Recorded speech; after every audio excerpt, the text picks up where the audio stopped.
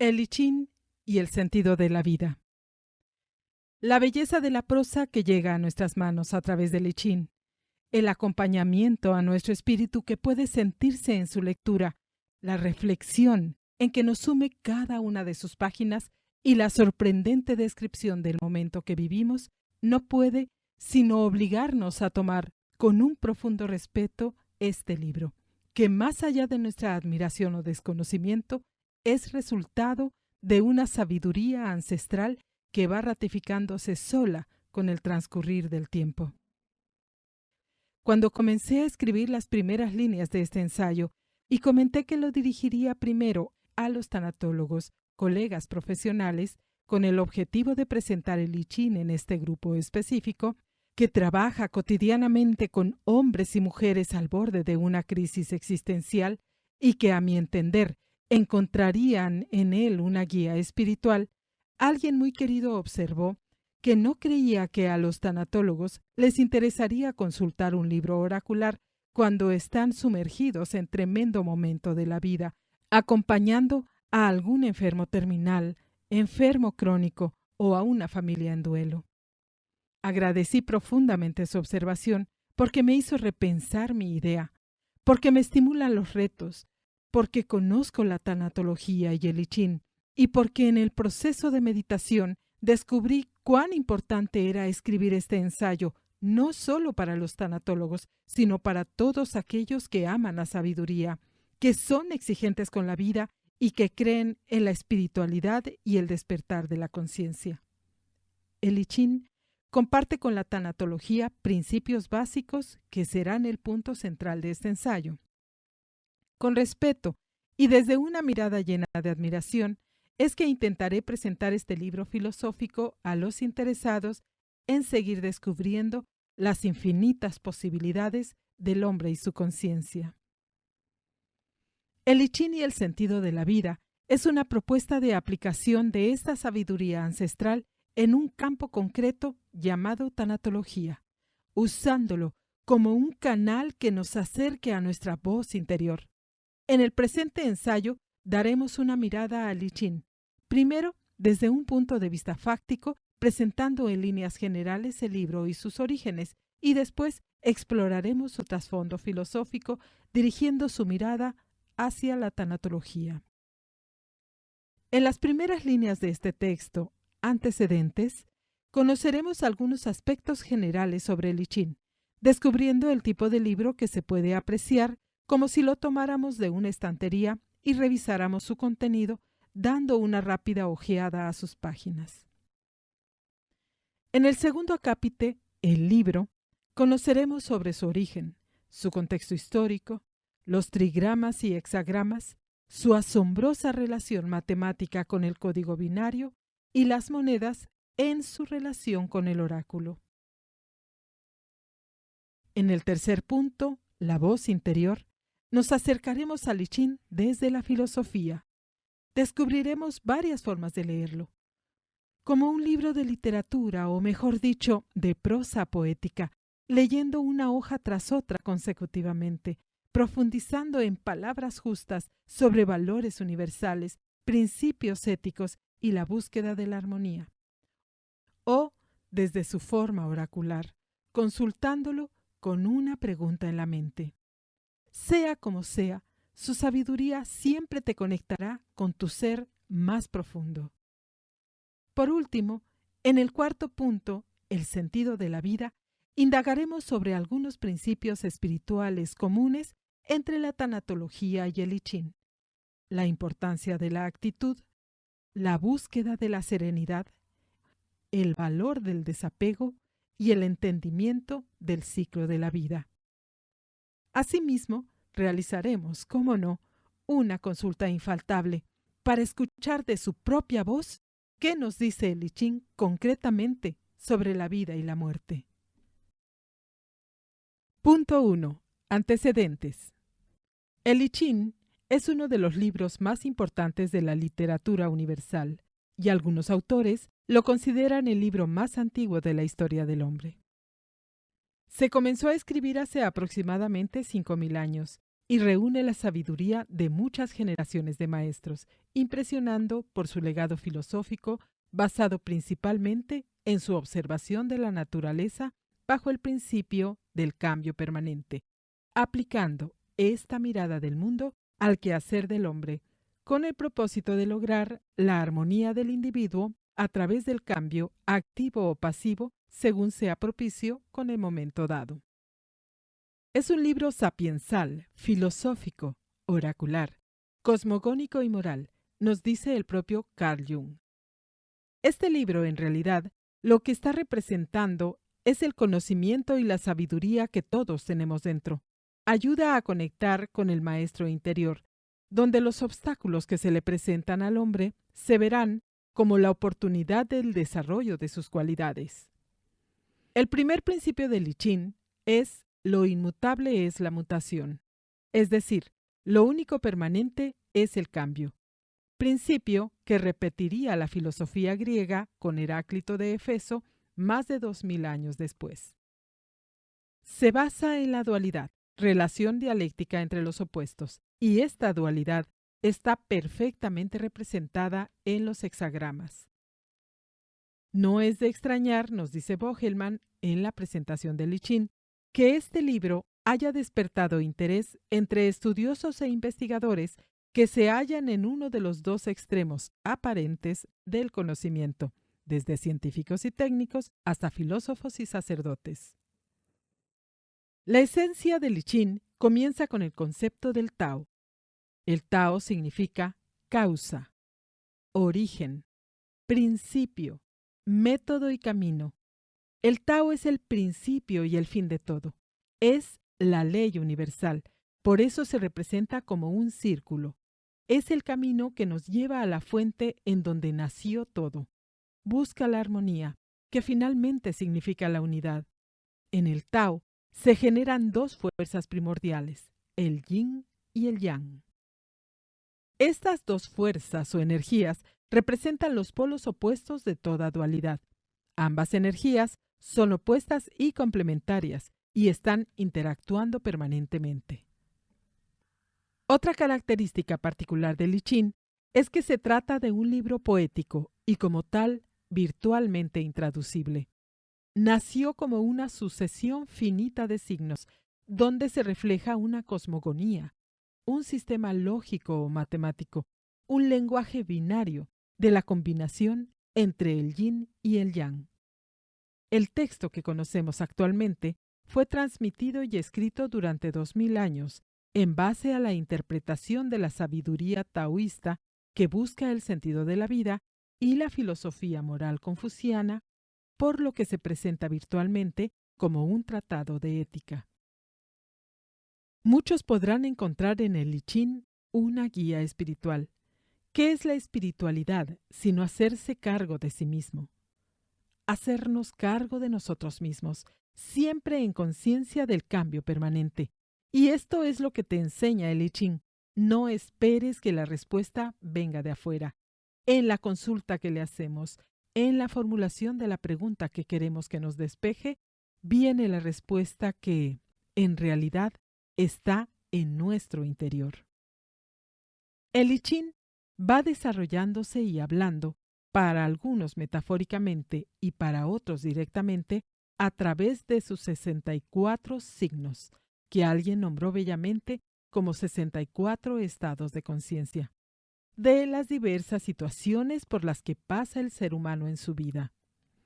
García Barrios lo sintetiza como 64 imágenes en las que se resume el devenir del cosmos, de la sociedad y de cada uno de nosotros.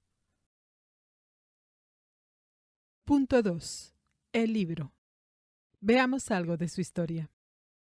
El I Ching es tan antiguo como la China misma. Hablamos de épocas tan lejanas y remotas que el I Ching no existía como texto y estaba constituido únicamente por grafías, cuyos significados aludían principalmente a la naturaleza. Estamos en los inicios de la civilización china, cuando reinaba el emperador Fu Xi, a veces representado como un ser mitológico, a veces como un ser humano, a quien se le atribuye la invención de la escritura y la civilización china, quien habría descubierto, por decirlo así, los 8 trigramas, según cuenta la leyenda, inscritos en el caparazón de una tortuga. 8 trigramas, 8 imágenes, 8 signos que en sí poseían toda la esencia del acontecer de la vida y la naturaleza, conteniendo el mensaje que desde esa remota época ya era consultado como oráculo. Nos referimos al año 3000 antes de nuestra era. Por esa data, es notable que la filosofía china, taoísmo, confucianismo, budismo zen, se nutre de la sabiduría del I Ching. El texto escrito aparece recién durante la dinastía Zhou, atribuido al rey Wen y a su hijo el príncipe Zhou. De ahí que el nombre original del libro sea Zhouyi, o las mutaciones de los Zhou. Es decir, el I Ching recién empieza a ser escrito en ideogramas hacia el año 1150 a.C., momento en el que se dice hubo un gran auge literario. Es un libro de ciencia que habla con sabiduría en base a las leyes de la naturaleza, que a su vez se reflejan en las leyes humanas. El I Ching es el primer libro sobre ética y valores humanos escrito en el mundo que toca estos temas de una manera sistemática. En resumen, el I Ching nace sin palabras, como una sucesión finita de signos no idiomáticos con significados infinitos, y en el transcurso de 2 siglos, alimentado, analizado y completado por diversos sabios y maestros, adquiere una expresión verbal escrita que posteriormente permitirá su traducción a diversos idiomas, que es como llega a nosotros. Los trigramas y hexagramas. Los hexagramas son signos conformados por 2 trigramas. Cada trigrama, cada signo tiene 3 líneas. El I Ching está basado en 8 trigramas base, llamados también Hua, que en chino significa signo, que representan 8 fuerzas. De acuerdo con la historia del origen del I Ching, los 2 primeros trigramas que nacieron fueron el cielo, 3 líneas continuas representando al Padre, y la tierra, 3 líneas discontinuas representando a la Madre. Posteriormente el cielo y la tierra tendrán 3 hijos, trueno, agua y montaña, y 3 hijas, viento, fuego y lago.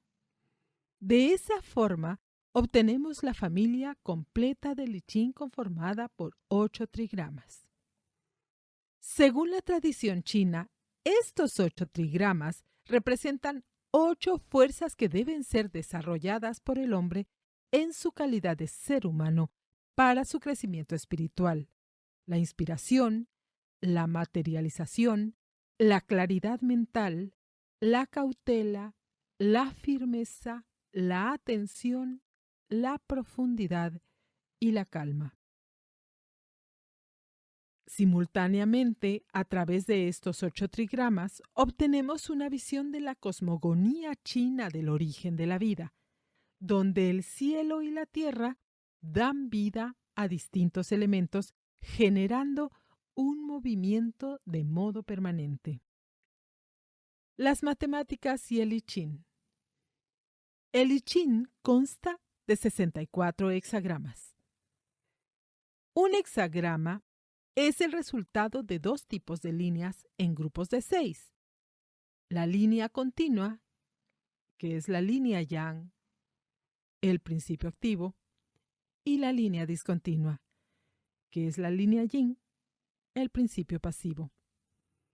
Este sistema, en base a 2 tipos de líneas, se asemeja al código binario que actualmente maneja todo nuestro sistema informático y que es el sustento de los algoritmos que hoy dominan nuestro mundo. Estas 2 líneas son la base para la creación de los 8 trigramas base, que son todas las combinaciones posibles de las 2 líneas cuando se juntan de 3 en 3. El principio binario yin-yang será el origen de todo el sistema, y en la filosofía y en el arte chinos encontraremos muchas representaciones del principio de esta dualidad.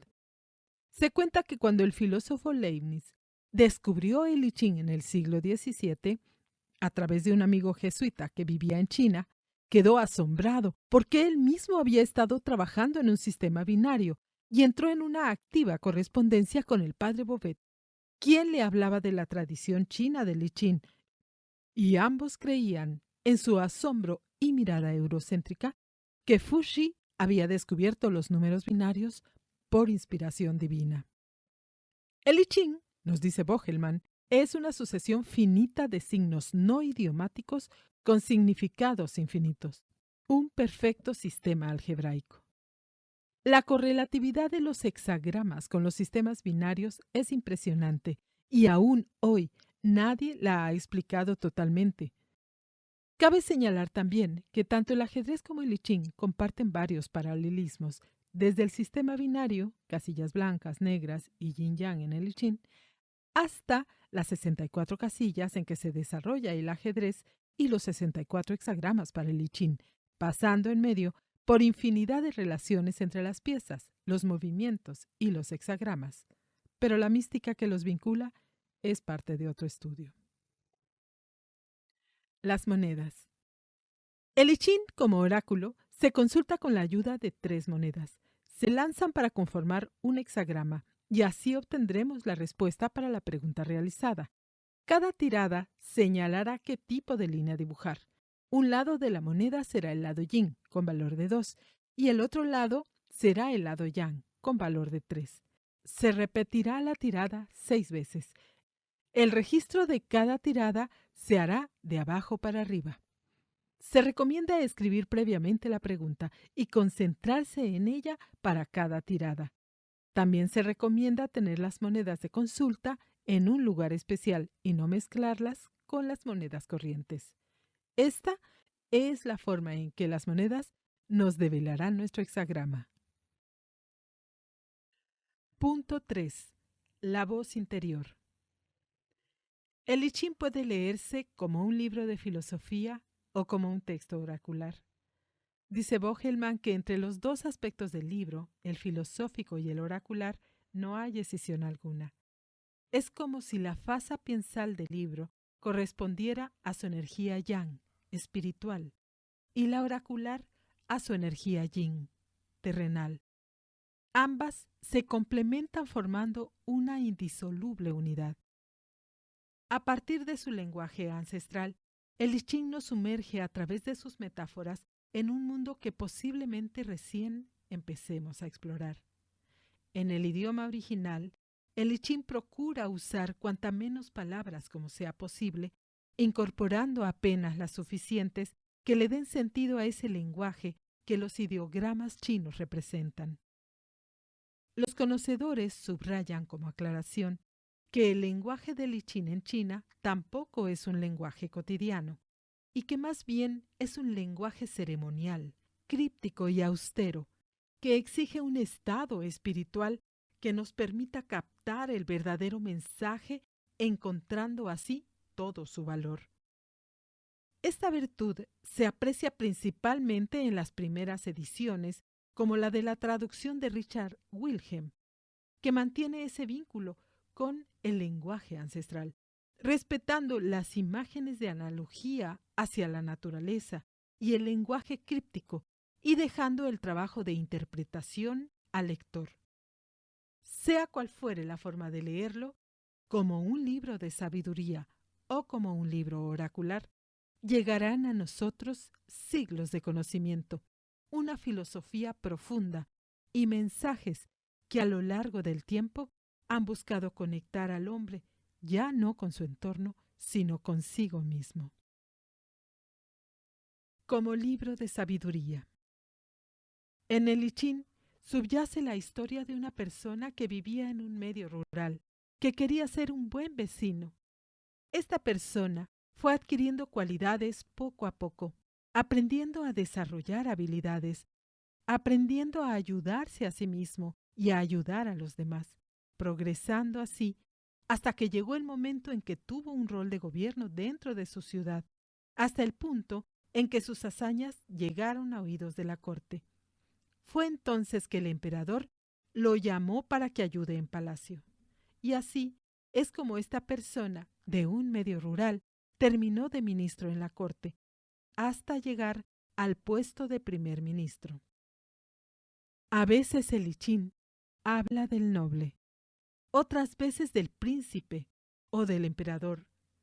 Dependiendo del hexagrama, va cambiando el héroe de la historia, porque el héroe de la historia también se va transformando. Leyendo el I Ching como libro y no como oráculo, transitaremos también por las estaciones, que serán la escuela de la naturaleza para el hombre.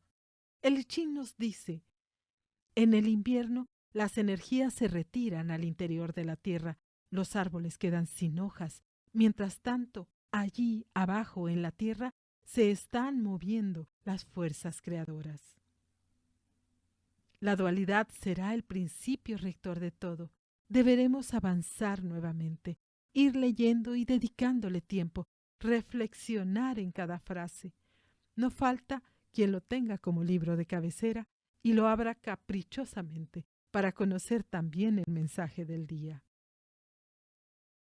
El I Ching, a partir de su carácter de libro oracular, permite generar un diálogo entre el interlocutor y él mismo. Quien consulta al libro en su forma oracular recibirá su ayuda para elegir entre los senderos inciertos el más adecuado. Al final, lo que dice el I Ching es que cada hombre tiene su propio camino y su propósito será ponerle en contacto con éste. El propio I Ching dice que solo se debe consultar cuando hay una duda importante, algo vital que no encuentra respuesta. Y es entonces que es aconsejable ir al gran maestro. La consulta al I Ching es un rito que tiene sus propias normas. Es importante antes de la consulta meditar, conectarse, alinearse, elaborar la pregunta y desde ese lugar más centrado, más equilibrado, lanzar las monedas y buscar en el hexagrama que nos llegue el simbolismo para conocer la respuesta. Hago un pequeño paréntesis para aclarar que no es que existen 64 respuestas cerradas para todo el devenir de la vida del hombre, porque en realidad la complejidad del oráculo del I Ching es muy grande. Tomemos en cuenta dos consideraciones. Primera, en la tirada inicial se determina la primera imagen donde se leerá sobre el momento presente, pero de esta imagen, de acuerdo a las mutaciones que salgan, se obtendrá una segunda imagen que señalará el devenir, el futuro. De esta primera tirada de monedas también se obtendrá 1, 2, 3, 6 o ningún consejo especial, por lo que la cantidad de opciones de respuestas en realidad es infinita. Segunda y la más clara. Así como cada cabeza es un mundo, cada lector, cada intérprete es un mensaje concreto. Ahora sí, veamos consejos sobre cómo realizar las preguntas y algunas recomendaciones para interpretar las respuestas. Una de las grandes características del I Ching es la exigencia en la elaboración de las preguntas que se quieren formular. La pregunta debe ser muy concreta, limitada en el tiempo y en el espacio. Nunca elaborar una pregunta que pretenda recibir como respuesta un sí o un no. Es la primera enseñanza que tenemos al consultar el I Ching. No existen absolutos. Todo es relativo. La pregunta debe orientarse hacia qué actitud deberemos tomar ante determinada circunstancia o cuál será la consecuencia de realizar tal o cual acción. Como hemos visto, Jung nos señala que en realidad la respuesta está en el subconsciente del hombre y lo que hace el I Ching es formular, en palabras poéticas o metáforas, una respuesta que ya está dentro de nuestro inconsciente. Es en esa búsqueda de la pregunta, en el ejercicio de la formulación de la pregunta, que empieza a aclararse el problema. Krishnamurti dijo, una pregunta errónea tendrá una respuesta errónea, pero una pregunta correcta puede abrir la puerta de la comprensión. El I Ching no va a decir nunca que se haga o no determinada acción, sino la forma correcta de actuar ante una situación determinada. He aquí la enseñanza. Las respuestas. Como habíamos comentado líneas arriba, el I Ching es un libro poético. Está escrito en un lenguaje arcaico y es metafórico en la descripción de las situaciones y en las respuestas. También hemos comentado que este ahorro verbal estimulará en sí mismo el sector subconsciente de la mente y nos sumergirá con sus metáforas en un mundo posiblemente inexplorado que subyace dentro de nosotros mismos. Todo esto implica un trabajo profundo de reflexión para interpretar el sentido de la respuesta. Veamos ejemplos concretos. Leamos la sentencia o juicio del hexagrama cielo. ¿Quién? Que es el primero del I Ching. Aquí, el I Ching textualmente señala: universalmente, el cielo siempre ha sido considerado como símbolo de las potencias superiores, las que gobiernan y benefician al hombre, dominándolo desde su insondable lejanía. El tiempo de quien es grande, activo, difícil, pero excitante como todas las aventuras y como todas las conquistas. Un tiempo rico en posibilidades. Este hexagrama en conclusión nos dice que avancemos en lo propuesto, siempre atentos como en cualquier aventura o conquista, pero es un tiempo propicio, porque es un tiempo de logros, propicio como pocos.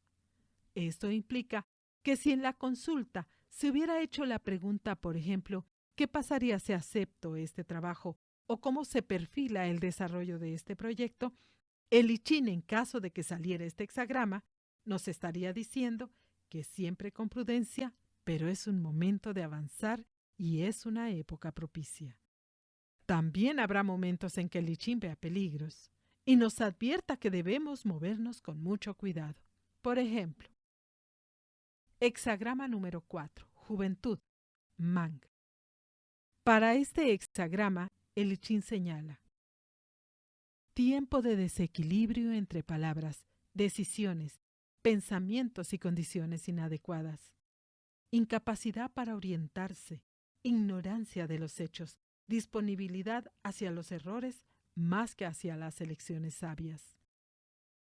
Hace falta una gran firmeza y una profunda seriedad para superar las decepciones y reparar los muchos errores cometidos. En conclusión tenemos: hazlo, pero ve despacio. No es malo no saber, es bueno tomar conciencia de nuestras limitaciones y aprender. Como lo estamos viendo, el I Ching a veces recomendará una actitud pasiva y otras activa. El I Ching no adivina, extrae la verdad dentro de ti.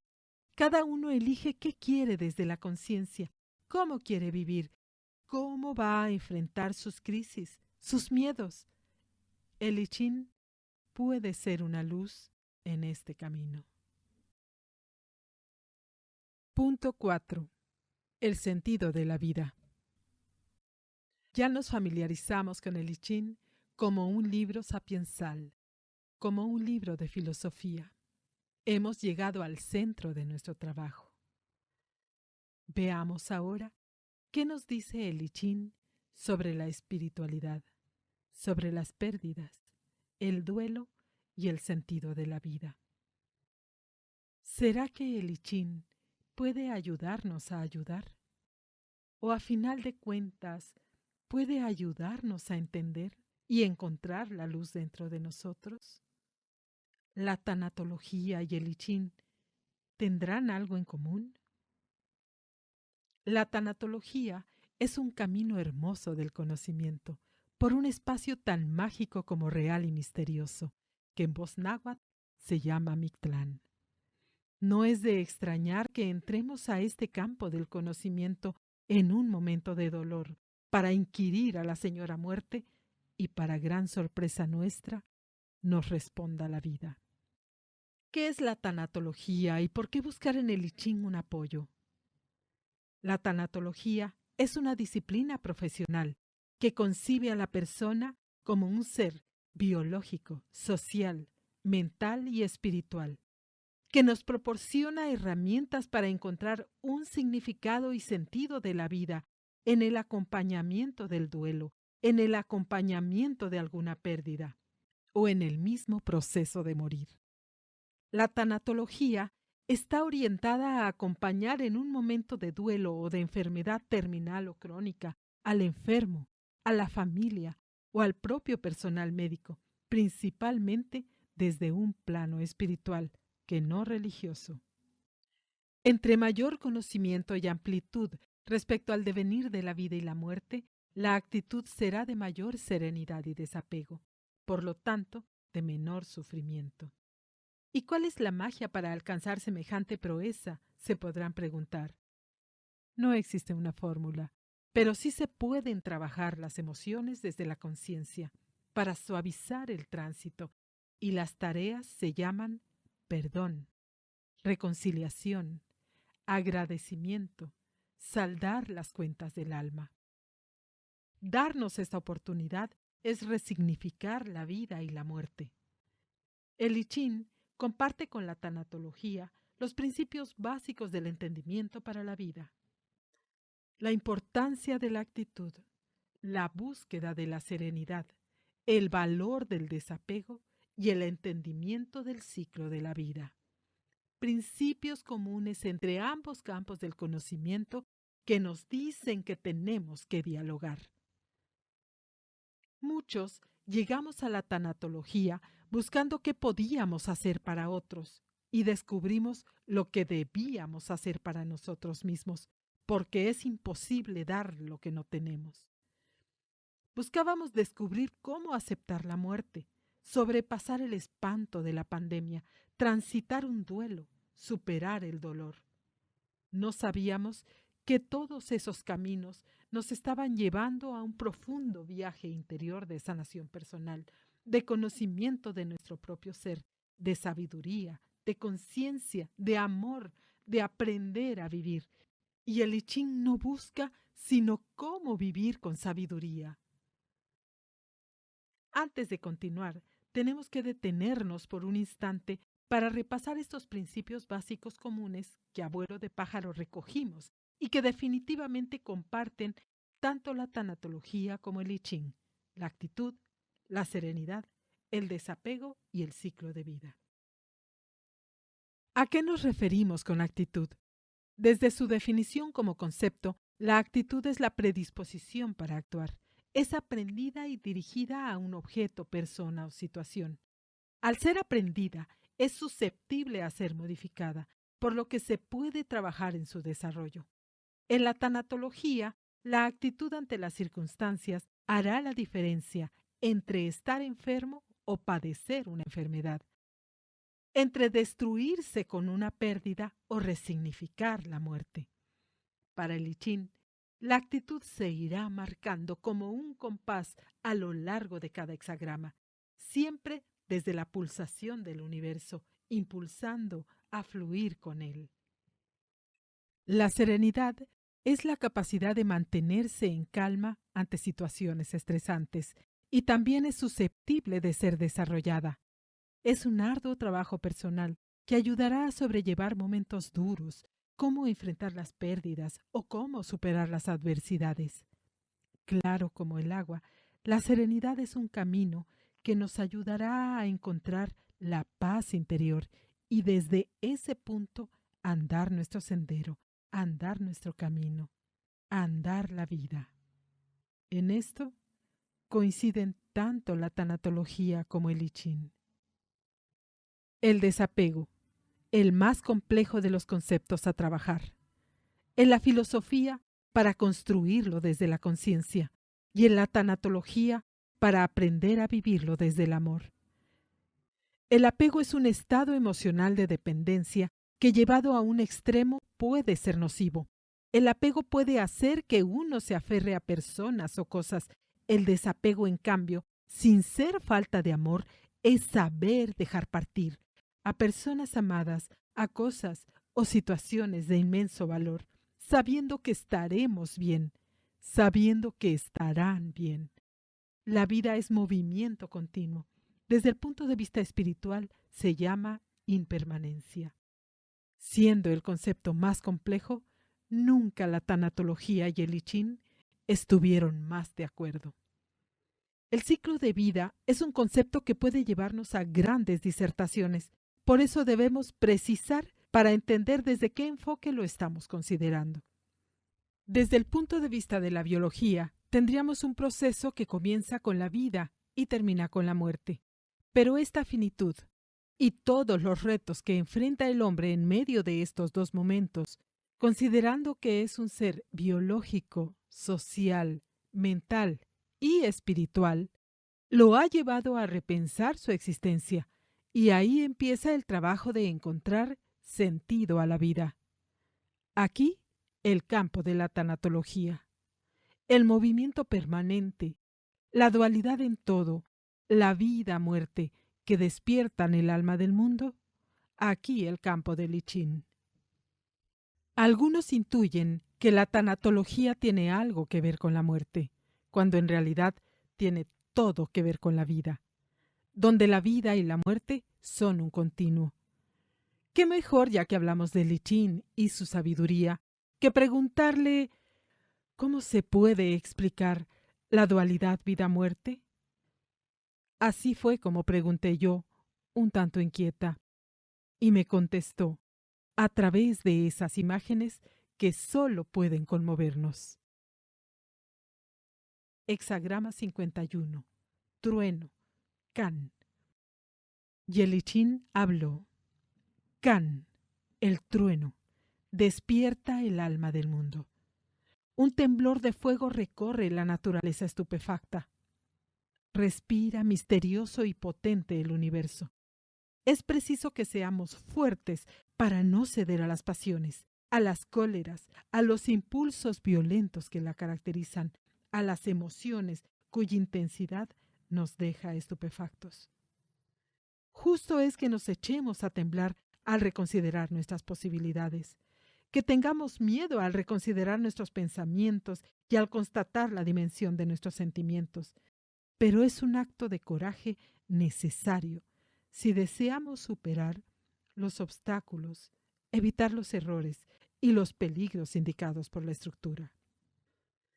El mensaje del I Ching sobre la muerte no es condescendiente, como no lo es la muerte misma. Hay una luz que viene con ella, pero que debe nacer desde adentro. Es un golpe brutal, así como un trueno sobre nuestra cabeza. Hay temor, pero la serenidad debe tomar el mando. No hay nada que interpretar. Volví a leer la sentencia y quedé azorada ante la respuesta de I Ching, ante su claridad. Fue tan grande mi impresión que no pude dejar de lado lo que I Ching siguió diciendo en las mutaciones y seguí escudriñando en ese cofre de tesoros escondidos. Con el transcurso del tiempo se adquiere la sabiduría de las cosas que inicialmente son difíciles de comprender. El hexagrama del coraje y del renovarse enérgico de las cosas se cierra con un mensaje de sonriente esperanza que constituye ya una certeza, como es una certeza la primavera anunciada por el primer trueno de febrero. Y ahí están.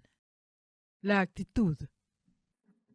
Es preciso que seamos fuertes para no ceder a las pasiones, a las cóleras, a los impulsos violentos que los caracterizan, a las emociones cuya intensidad nos deja estupefactos.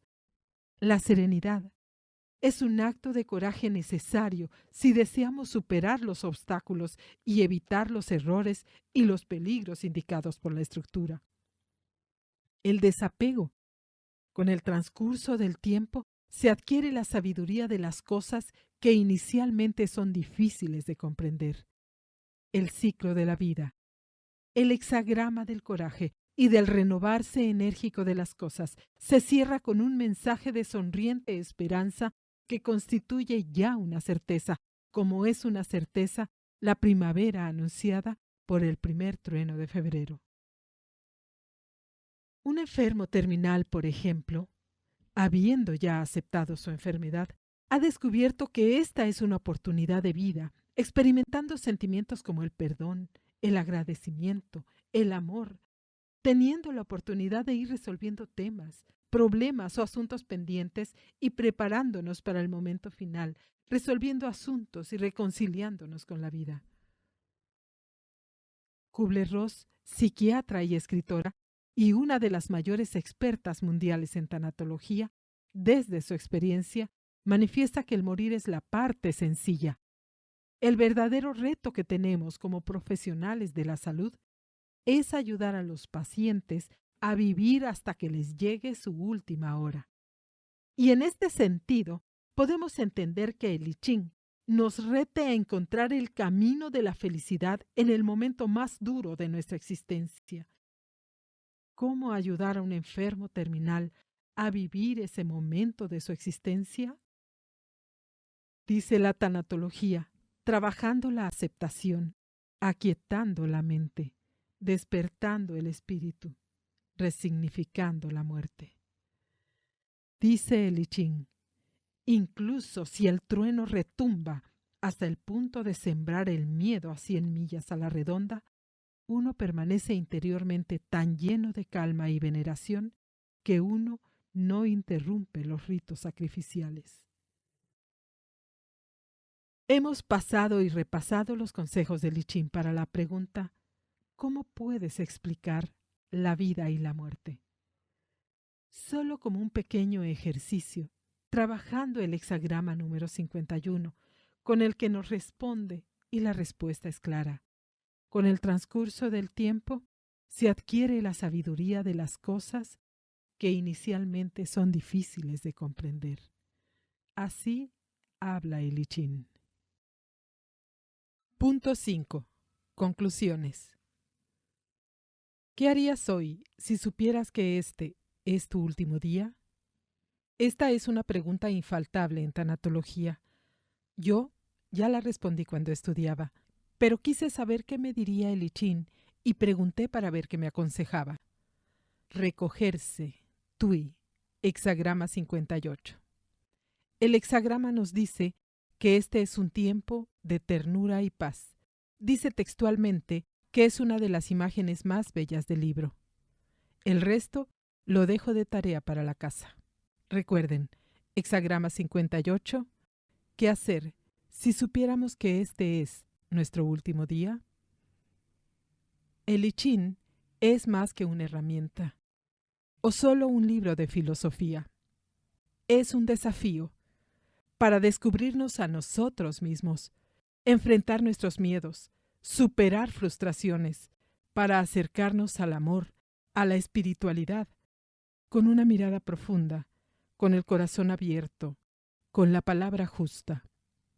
Independientemente de nuestras creencias, del tamaño o imagen del futuro que creemos tener, o del peso del presente, el I Ching siempre nos hablará desde el alma, porque lo que hace es traer al exterior esa llama que está dentro de nosotros, donde se guarda celosamente el sentido de la vida. Cuando el alumno está listo, aparecen los maestros. Así que cuando estén listos, atrévanse a realizar su propio viaje interior de la mano del I Ching, que más allá de las expectativas, es como el río. Puede embriagar tu mirada en su suave fluir o caer brutal como una cascada rompiendo las piedras, pero jamás dejarte impasible. Muchas gracias.